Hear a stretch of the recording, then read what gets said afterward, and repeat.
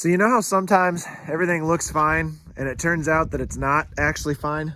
We got some pretty bad news that'll explain what we're doing here, why we've got a chute set up in December, and why we've got the cows home in such good weather before we need to. Normally we wouldn't bring them back to the barnyard until it starts to get snow on the ground and freeze everything up. But like I say, we got some pretty bad news. I'll share that with you in a little bit. Hey there, thanks for turning down my road. If this is your first time here, my name's Carl. My little brother and I both work for local farmers full time, but we both also farm together with our cattle herd and our hay operation. Everybody's involved, from the smallest to the biggest. If you don't have the joy of farming yourself, I'd love to help you experience it through this channel. Whatever your background, you found the right place. This is Dodge Brothers Farm and Ranch.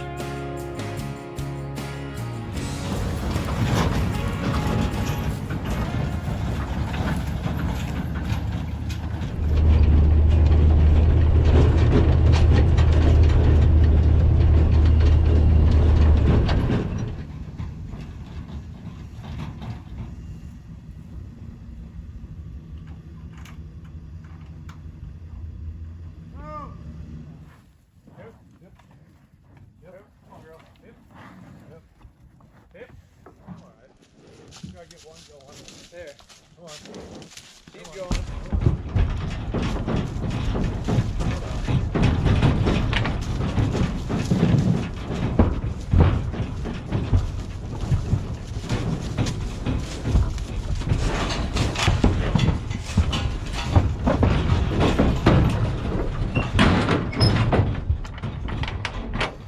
Every year we tote these portable gates back and forth between home and the pasture because they're just so darn handy. You can set them up however you want. I would highly recommend them.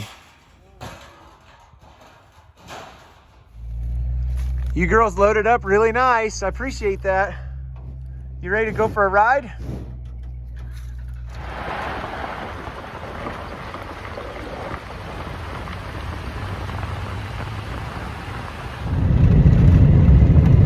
Well, home is on the horizon. Just about there. Okay, we can let her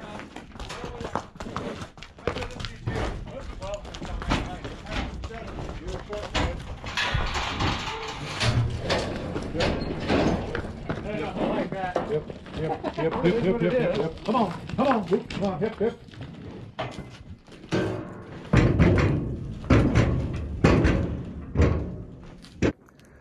So what is the entire point of all this? Why do we have cows? Why do we do all this work?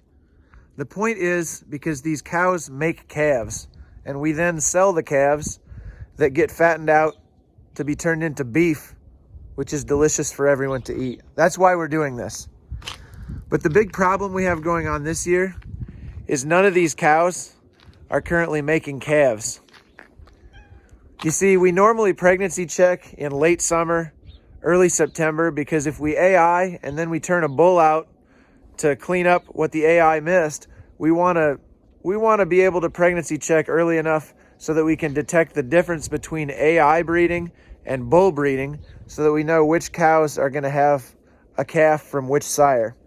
But this year we didn't do any AIing because we had already saved back a couple of heifers that we wanted, and we weren't planning on saving any back for next year. So we just bought a bull and turned him out with him. We didn't just turn him out. We took him to the vet clinic on our way home with him and got him checked, and everything was fine mechanically and biologically. Everything was working with that bull. In fact, you may remember Ferdinand from the video about why would we buy a bull before we looked at him. Everything seemed fine. Everything was going fine all summer long. We saw Ferdinand doing the things he should be doing, if you know what I mean. And the cows seemed to be doing fine. We did witness some late season riding, and I thought it was just one cow that was doing it, and we thought maybe she was old and wasn't pregnant. But as it turned out, something went wrong with the bull in the summer. I have no idea what it was. He got injured or something. It had to be really early on, because when we preg checked, none of the cows were pregnant. Zero. Everybody was open. That is devastating news. So we were pretty much left with just a small handful of choices. We could have sold all the cows and bought a group of bred cows that would have calves for us this spring. But what we decided to do was go ahead and breed them in December so that they would be having calves September and early October this year, and then see how we like that. And if we like it, we'll keep doing it. And if we don't like it, we'll just sell off some of the older cows after that fall calving and save back some replacement heifers and transition back to spring calving by delaying rebreeding. Those were pretty much our options. And the reason we chose that option is because of a couple of girls like this one. These are some cows that we made out of baby calves of our own, and we're really, really proud of them. We're really happy with them. There's another one over here. And we do have a few really good older mama cows that we would like to try to make another replacement heifer out of. So we decided to go ahead and do it that way.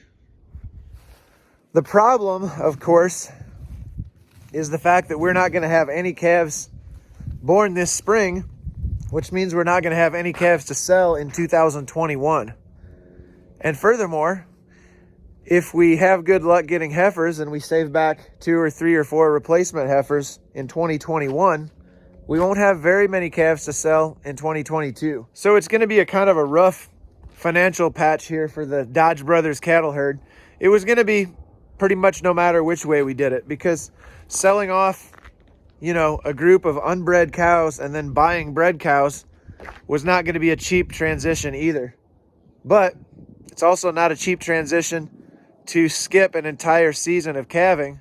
But looking at these really nice cows that we made ourselves that were born in 2017, I didn't just want to throw the baby out with the bathwater here. I like you.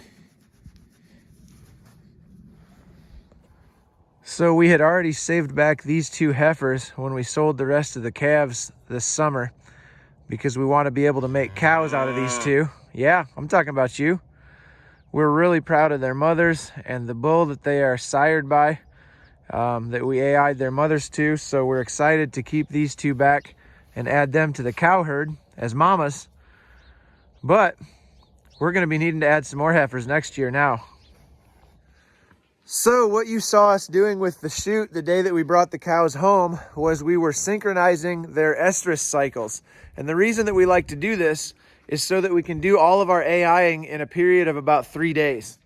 So this Wednesday, we'll run them through the chute again, give them another shot, and then we will be looking for signs of estrus Wednesday, Thursday, Friday, and then breeding each individual as they come into heat.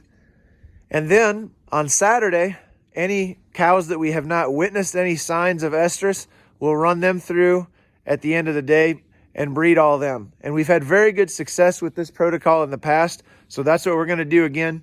Hopefully we have good luck this year. This would be a really good time to have a high percentage of AI conceptions.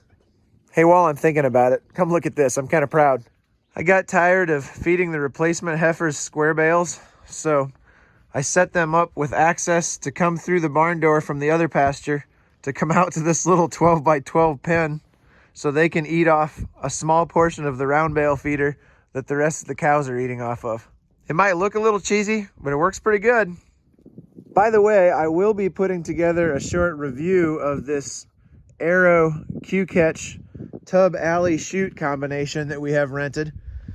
So if you're interested in what we think of this piece of equipment, keep your eyes peeled. I will be putting it up on Instagram. I'll probably put it up on YouTube as well when we get done using it. But I will let you know what I think about it. Now, we did sell 2 of the cows.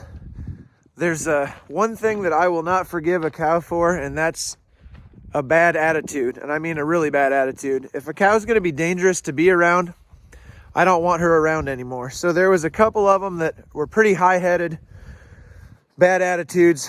And since they weren't going to make calves for us this year, they went to make hamburgers for you.